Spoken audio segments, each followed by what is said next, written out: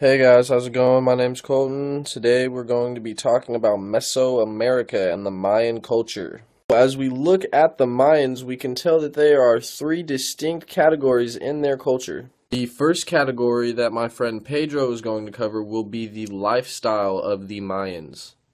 As we go into depth on Mayan lifestyle, you will catch a glimpse of their location, their class system, their agricultural practices, and their agricultural preferences. As we move past Mayan lifestyle with Pedro, we can take a look at Mayan religious practices with TR. As TR begins to go into depth on Mayan religious practices, you will begin to see that the Mayans firmly believed in blood sacrifice to their worshipped entities. Along with the routine blood sacrifices that the Mayans perform, the Mayans also had a very creative way of looking at heaven and hell. After going into depth on Mayan religious practices, we will then travel over to Mayan architecture with our friend Li Hong. Our Mayan architect will begin to depict what they built, where they built it, how they built it, and why they built it. So, with those three categories in mind, I will now pass the torch off to Pedro to get y'all laced up on Mayan lifestyle.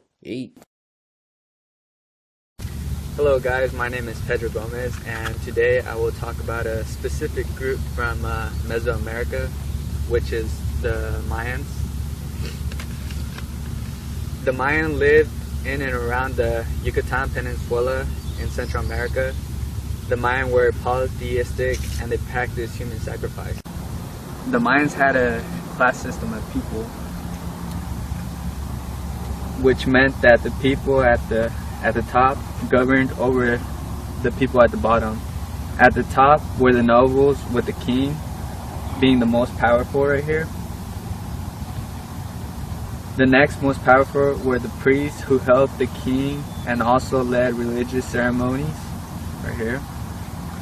The next level of people was the commoners over here in this area right here. Most of the people were in this commoner category right here and were farmers. At the bottom of the system was the slaves down here. Slaves were caught during wars, or if people broke a law like stealing, they would become a slave. Most of the Mayan people were farmers. Their main diet was corn, also known as maize. Other things they grew were beans, squash, avocado pure, avocado, sweet potato, guayaba, chili peppers, cocoa beans, vanilla beans, papaya, and tomatoes. They raised dogs, turkeys, and ducks for food. They also used feathers from the turkeys and the ducks for clothes. The Mayans raised bees to make honey. In the wild, they hunted deer, rabbits, armadillos, and they fished. They also ate turtles, iguanas, and insects. The Mayans used every part of the animal for food, clothing. The Mayan cities consisted of temples and pyramids. The cities were religious centers only. Neither the farmers nor the slaves would live there. Priests lived in the cities and would carry out daily religious duties, practically sacrifices. The peasants would periodically gather for religious ceremonies and festivals. The Mayan family all lived together in small houses outside the city. The house would usually have 1 or 2 rooms made of wood or occasionally stone. The men farmed and hunted. The women would cook and weave. The children helped out their mothers with the chores. But what happened to the Maya? The Maya abandoned many of the cities around 900 AD for unknown reasons. My name is Armando Escobar, and today we're going to talk about Mayan religion, the priesthood, and how it affected the lives of the Mayan people. Let us begin with the Mayan interpretation of heaven and hell. The Mayan believed there were 13 different levels of heaven and 9 different levels of hell. Each was governed and inhabited by a different god. According to the Papu'u, in the beginning, nothing existed but a vast empty sky and a great calm sea, until the gods who dwelt in the primordial sea, called the heart of the sea, joined with the gods of the sky, called the heart of the sky. Together the great ones conceived the emergence of the earth, which arose just like a cloud, like a mist, now forming and unfolding. Then the mountains were separated from the water, and all at once the great mountains came forth. And then there were plants and in time people. The most commanding of the gods were the Maker, the Begetter, the Sovereign Plum Serpent, and the Maker of the Blue-Green Plate. All of these gods played a different role in the creation of the earth. The Maker was the mother and father of life. The Begetter and Sovereign Plum Serpent were in the water and were believed to be a glittering light or reflection. The Maker of the Blue-Green Plate stands for the Maker of the sky and the earth. Next, we turn our attention to the priest. Being part of the higher social ladder, the priesthood carried equal, if not more, influence over the Mayan population. Feared and respected for their knowledge, the priests were able to take advantage of the superstitious masses. Among the duties of the priesthood was human sacrifice, a rite performed by a priest called the Nakom. The priest would seek out the best-looking and most talented slaves. If you could sing and dance, all the better. The main idea was to choose someone worthy enough to be sacrificed to the gods in order to please him. The Nakom, elected for life, would rip out the still-beating heart of a human sacrifice during ceremonies. An account detailing the lives of such a priest was uncovered not too long ago. In an urn which contained the remains of an important Maya priest wrapped in a bright red cloth were uncovered during excavations 15 years ago in Calamaco, Mexico. Mexico's National Institute of Anthropology and History said in a statement, "It is the longest Mayan hieroglyphic script ever found to date in Tabasco, and the first relating a high priest instead of a ruler and his wives."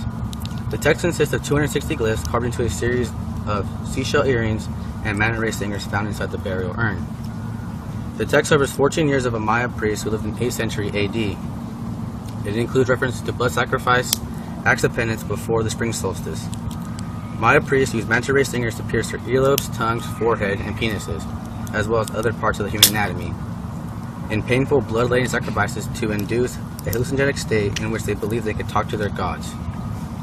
Other duties included the study of divination, interpreting spiritual omens, and predicting future events.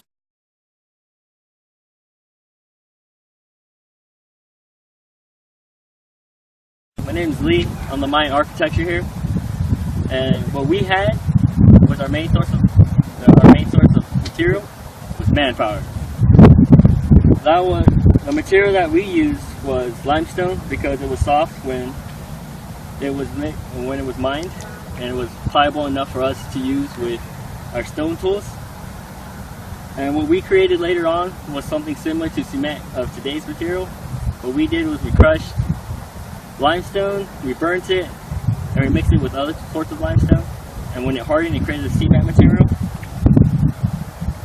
And the reason why we have pyramids of today and temples and palaces was because after we put everything together, we would cover all in stone. When we did that, the weather could not destroy it because stone is a lot more stable when it comes to like rain, because rain can wash away clay, and that's why we still have our buildings and architecture still here today. Okay, now I'm going to tell you about our pyramids. The step pyramid is the greatest form of our Mayan architecture. Like the ziggurats of Mesopotamia, the pyramids served mainly as platforms for temples and not really meant for housing people because there's very small rooms in there. The pyramids were used for religious purposes, to sacrifice animals, children, and adults to appease the gods and make sure they're happy. The palace usually sat at the center of the city where everyone gathered in, and only the noblemen and the population elite would sleep there or stay there. The palace usually consisted of many small chambers, and it usually had one courtyard where people just hung out. And the functionality required of the residence as well as the decoration for the inhabitants of the structure. Archaeologists seem to agree that the palaces were home to various tombs where past rulers and other higher noblemen would pass away and they would just bury them in the palace. The shape of the courts was like you would have a long narrow center and both sides would be slanted like a wall, and there would be a hoop on this side and a hoop on this side, and they're both facing sideways, and the main objective of the game is to get the ball and throw it to one side of the hoop.